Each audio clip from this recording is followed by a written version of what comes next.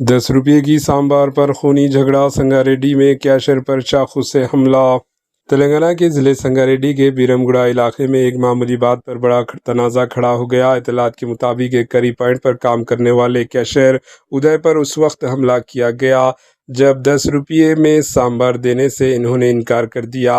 بتایا جا رہا ہے کہ جیون نامی شخص نے غصے میں آ کر چاقو نکالا اور ادے کے سر پر وار کیا، جس سے وہ شدید زخمی ہو گیا۔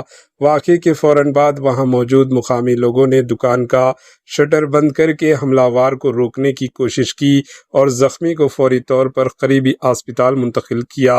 پولیس نے معاملے کی جانچ شروع کر دی ہے اور ملزم کے خلاف سخت کارروائی کی تیاری کی جا رہی ہے۔ یہ واقعہ علاقے میں سنسنی کا باعث بن گیا۔ Bureau report, H N news.